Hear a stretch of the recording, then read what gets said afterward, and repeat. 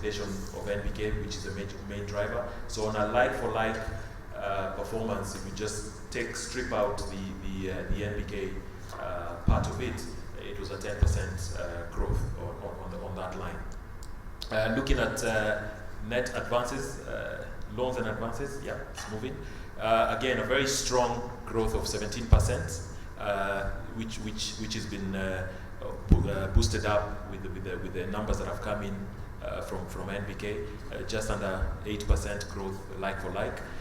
From a sectorial point of view, corporate led the way from the growth with 25% growth, followed by retail and mortgage coming in at 7%. So our net loans figure closed at about 535 billion in 2019. Looking at deposits, which is what funds that growth of loans, a very good 28% growth, 11.6 on a like-for-like. When we gave the conversation about the narrative about why we were looking at acquiring a national bank, one of the positives we looked at was the ability of NBK to mobilize deposits, and as you can see, the differential between like for like and when we consolidate with NBK delivers quite a big growth on deposits. Again, sectorially broken down, corporate led the way at 33, with mortgage coming in at 17. So total assets grew 25% in total. We are now very close to 900 billion in assets as a group. Remember, we've always had this target of getting to 1 trillion, so that gets us fairly close, and we are knocking on the door to get to 1 trillion balance sheet. Just unpacking some of the key parts of the balance sheets, looking at sectorial loan comparison, consolidated KCB Group versus, okay, it's back, my screen had disappeared, versus the industry. You can see our personal household is quite an outlier compared to where the industry is, at almost 38% of our loan book. That growth is primarily driven by what Joshua was talking about earlier, our mobile banking products, which grew almost fivefold in the year 2019. So that has been one of the key factors. We've also invested, assisted in the tourism industry. And when I say tourism here, I would just want to say it to clarify that this is sort of tourism in the cities. So hotels in the cities. You all know that the number of rooms in a city like Nairobi are not enough, especially when we are hosting quite a number of these big conferences. So we did invest quite heavily in that, and then manufacturing, which is one of the big 4 agenda items from a sectorial point of view. Looking at the quality of that loan book, we closed 2019 at just under 11% of NPL. Just below the industry average of about 12. But if I would want to just strip these numbers a bit and look at it from a like for like. So if we consolidated the NBK numbers right from 2016 and looked at how the total NPL number between the two organizations was from 2016, that is the orange line there, starting from 13.3. You can see there's been a market reduction over that period. The big one coming actually at the end of 2019. So from when we acquired NBK, we managed to deliver almost 8 billion of reduction in the gross loans, in the gross NPL stock, and that translated to a reduction of the actual NPL percentage from 50 to 43. In just that last quarter. So the team that is running our subsidiary NBK is doing a good job in focusing on what we said we will actually deliver value from on that. Looking at it from the sectors, SME and micro, we've always said that is carries the highest risk in our book, and indeed in the industry, followed by corporate, which is a bit of an outlier. In an ideal world, I would look at corporate being closer to the Chekhov percentage than where it is. So, but when you look at the trending, we started at 10.4 back in 2016, and that's come down to 8.6 in 2019. So the trend is going in the right direction. We still need to just do a lot more work in getting corporates to closer to the 3-4% mark. And then mortgage was the other big contributor at 7.4% of the NPLs. From a coverage ratio, at central bank coverage, you know that we do provisioning based on the PG prudential guidelines and based on IFRS 9. That remained fairly flat from a coverage point, but from an IFRS point of view, we've seen almost 400 basis points growth to close coverage at 72.1%, which is headed towards the target we've always talked about of getting closer to 80-85% on IFRS and closer to 90 on the PG guidelines. Dissecting the deposits, not much change here. The demand part of the deposit still continues being the largest, almost 2/3 of our book. The slight interplay between term and call when you compare the 2 years, but not major. And this is at a consolidated level. And the bulk of our deposits continue being local currency deposits. Looking at our capital position, we continue being fairly well buffered from when you compare to what the regulator requires. At group level, total capital, we have a fairly good buffer there, almost 4.5 basis points, and at core capital, even bigger buffer on it. So this enables us to be able to fund our growth, future growth, both organically and inorganically, which is an agenda that is quite pivotal and central to our strategy. Coming to the P&L side, we registered a 15% growth at net interest income. This was driven by just growth in interest income itself, savings in interest expense. I've talked about the growth in deposits, but we managed to grow those deposits in a very effective, cost-effective manner. So we dropped our cost of funds by 40 basis points. And the growth in interest income was driven by the growth in the book, which I presented earlier. In 2019, we saw, again, under the interest rate cap, reductions in the benchmark rate that impacted on our yield. So our overall yield on earning assets came down to just under 11%. But that still managed to deliver a 15% growth in net interest income, which closed at about 56.1 billion.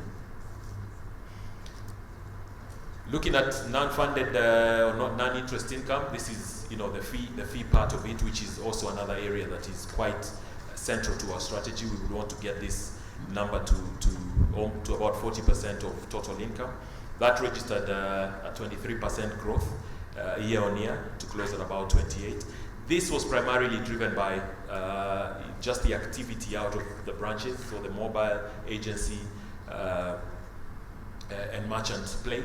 And looking at what makes up that 28.2 billion, 70% actually of that is coming out of fees, other fees and commissions, which is showing that the strategy we are building is actually delivering on even from a numbers point of view. At expenses level, we always plan to grow our expenses at just around inflation. Again, when you look at like-for-like, 5.1% growth in total expenses, which is around about what the inflation number was.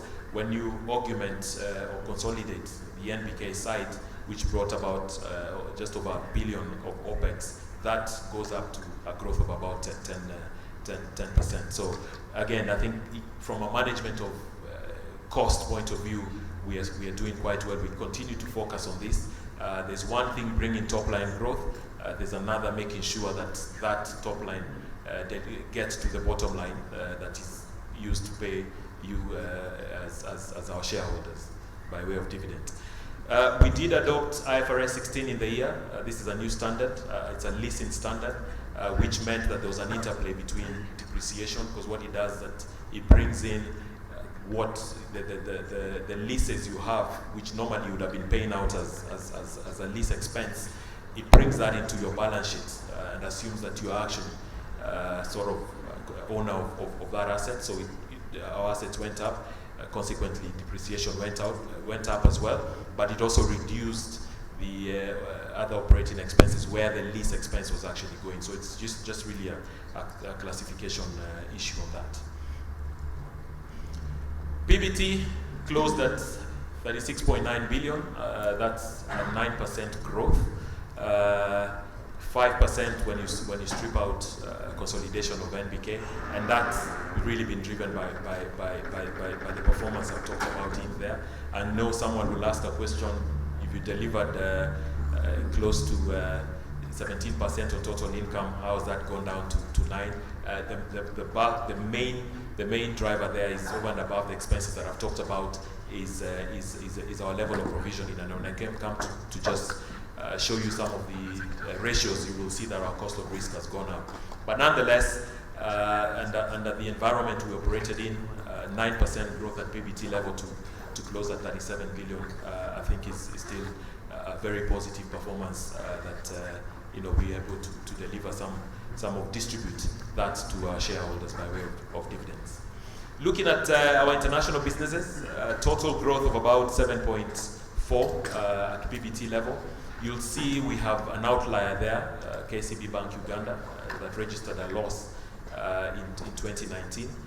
We are fixing that. We understand what the fundamentals behind that performance for Uganda are. But if you take that out, we've continued to deliver growth year on year for the last, I would say, for the last 3-4 years on international businesses, which is a good sign that we are investing, putting our capital in the right place for diversification of the risk and to ensure that within the region we operate in, there's delivery of ROE coming from our subsidiaries. So putting the whole numbers now, I've talked about from a balance sheet point the total performance. You can see total assets closing at 898, 26% growth. At consolidated level. If you look at KCB Bank Kenya, which continues to be the largest subsidiary of KCB, an 8% growth on that alone. So fairly solid balance sheets and a solid performance for 2019. Again, looking from a P&L point of view, delivery from group 36.9 PBT. At PAT that goes down to 25.2. You'll notice that our effective tax rate, for those of you who pulled out your calculators, I can see, is slightly higher than what the statutory corporate tax rate of 30, and that's driven by some deferred tax. Last year being 2018, when we implemented IFRS 9, we did create a massive deferred tax asset, which we are starting to unwind in the subsequent years, starting from 2019. So that has an impact on the effective tax rate for the group. Looking at Kenya, again, a fairly good performance, 33.2 billion at PBT level, closing at PAT of just under 23 billion shillings. Looking at the ratios, and I'm not going to go through all this, I'll highlight a few, starting with return on average equity. Remained a marginal drop. If you look at the first column there, which is 2018, versus the last column, the blue one, which is the group consolidated 2019, marginal drop from under 22 to just over 21%. Just under 21%. Cost to income, a very good story, from 48 to 46. I will highlight cost of funds as well, 3.2 in 2018, dropping to 2.8 in 2019. And what I mentioned earlier on, the cost of risk, which has grown from 0.7 to 1.8, and that's the provisions I talked about earlier on, and hence the reason why you've seen our IFRS coverage ratio also creeping up by 400 basis points. To our investors, our shareholders, we are going to, the directors have recommended a final dividend of 2.5. So this, together with the interim dividend that we paid earlier on in November of 1 shilling, sorry, 2 shillings and 50 cents, plus the 1 shilling, that takes us to 3 shillings and 50 cents for the year 2019. So we are keeping our dividend fairly flat for the year 2019 performance. And looking at future outlook, we will load this presentation onto our website. Those are the key ratios that we will be looking at to deliver in 2020. So I will not get too much into this part of the slide. I know once you get time to go through it, when we have our investor call sometime next week, we'll be able to answer any questions you have on this particular slide. So I will stop there and hand it back to Judy. Thank you.